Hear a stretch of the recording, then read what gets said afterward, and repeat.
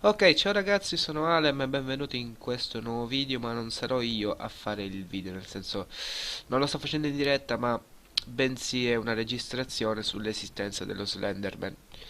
Sì, è la seconda parte perché il primo era di una bambina che chiamava il 911, adesso il 911 è di... va. E questo qui adesso è una registrazione tratta da un interrogatorio e... Vabbè, oh, non vi dico niente, godetevi il video.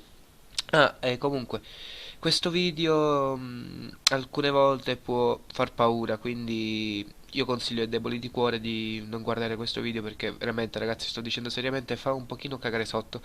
Quindi io vi saluto, ciao ciao.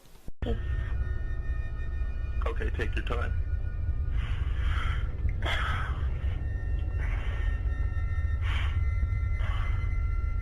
I'm ready. He started walking towards us, slowly, creepy-like. I wanted to scream, but I could not. I was frozen in fear. This thing had no face. It was faceless. No eyes, no mouth, no ears, nothing. Just skin. It looked like it had on a suit of some sort, like a business suit with a tie. I tried to turn my head to call for my father, but I could not. It walked so creepily, like it, like it wanted to take its time, like it knew how scared we were, and it wanted us to know that. From behind its back, long dark tentacles sprouted out, dancing around like dozens of snakes. I remember trying to move my feet, but I could not. The Slender Man was 12 feet from us now. I could feel Mandy fighting, and so was I. Something was compelling us there in that spot. The Slender Man reached us. He looked down at us. His arms hung down low, his hands wide, with long, bony fingers. It even has sharp nails.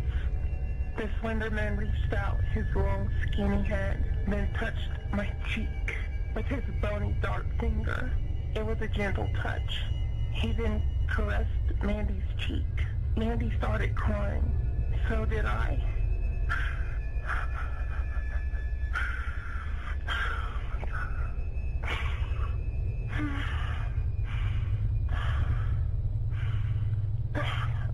I need a drink. All right, go ahead.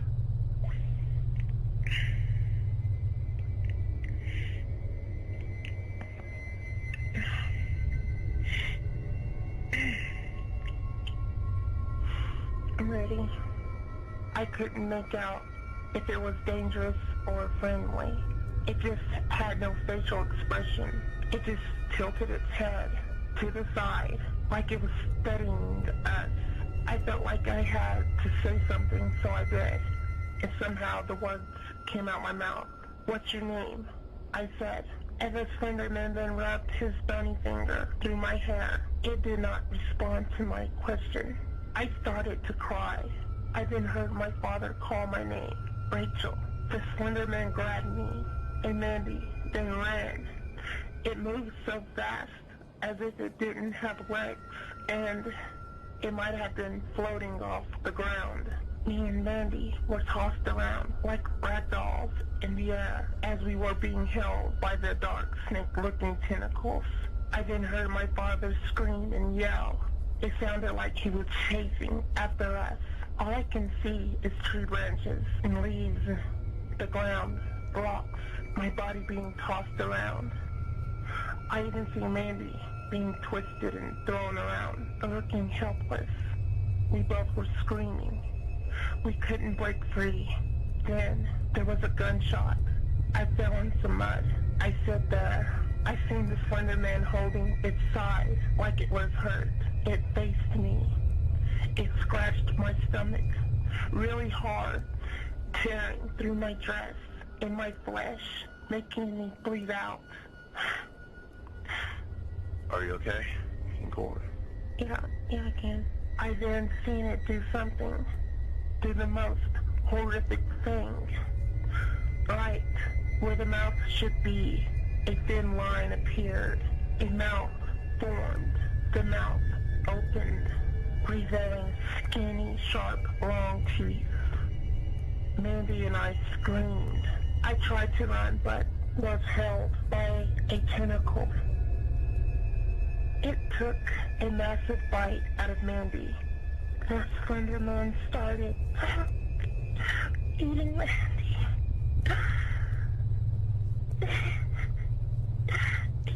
It ate her. It ate her.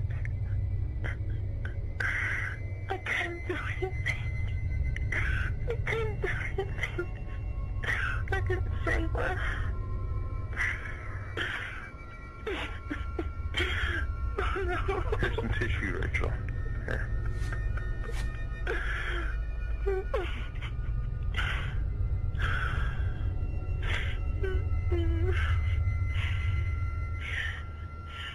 You want to go on? Are you okay? Mm-hmm. I can stop recording, and we can schedule this for another time, if you want me to. No, don't. Ready. He was so vicious in the attack on her. Blood was everywhere. I screamed. I screamed as loud as I could. Mandy died instantly. Half of her was eaten. Nothing left but a leg and mangled up pieces of her torso. The Slenderman took off, disappearing into the dark wooded area. My father found me covered in blood. Kyle came out from some trees holding a pistol. He fell to the ground crying, holding a piece of his daughter's dress. The torn fabric was soaked in her blood. He must have witnessed Slenderman killing his daughter. We hurried back to the cabin. It was getting late, fast. My father grabbed his fishing equipment, then hurried back to the cabin with me and Kyle. In a way, I was still stuck. In that moment when I saw Mandy get killed, it played back in my mind over and over and over again. I was so traumatized. I still am.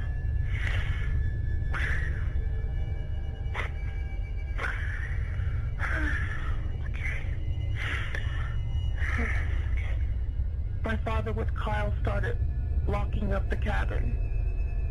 My father stitched me up to cure my wound. It hurt so bad. I cried. I cried more. I wanted to pass out, but was too afraid to. If I was to faint, I don't think I could have, knowing that I could share the same fate as my best friend. Night came. We all could not sleep. Kyle wouldn't say a word. He just sat there, mourning his daughter, as I did the same. She was my best friend. My father didn't see what had happened, but he knew by looking at Kyle and that Mandy was gone. My father kissed my head as he held me, telling me that everything is going to be all right. I wanted to believe it, but knew it wasn't true. He looked at his watch and said, 10 a.m. We can do this. Go to sleep, my angel. A few minutes later, there was a knock on the door. It was slow, but then it got louder. A familiar voice was heard. Then it ended with an evil laugh. It sounded like Mandy, but it wasn't her. The voice was hers, but then it turned demonic and deep. It started laughing as it kept knocking on the door. What did the voice say?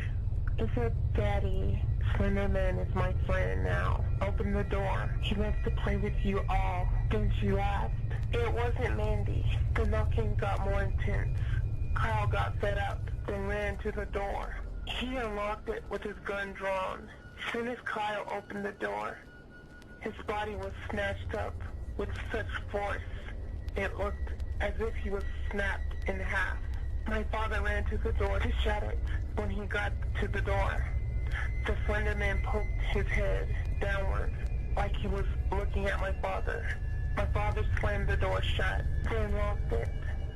It felt like forever till sunrise. We didn't get any sleep. All we heard all night was the knocking, but we knew it wasn't them. At sunrise, my father told me to stay put. He opened the door, then had a look around. He ran back to me, then picked me up. He ran leaving his fishing equipment behind and carrying me, running as fast as he could to the car. As he ran with me in his arms, I could see over his shoulder, near the brush of the trees, right next to the cabin, Slenderman stood, not moving, not breathing, just watching me. Finished. That's pretty creepy. Yeah, we're done here, Rachel. Thanks for your story. You're welcome. Are you going to be okay? You're not. What?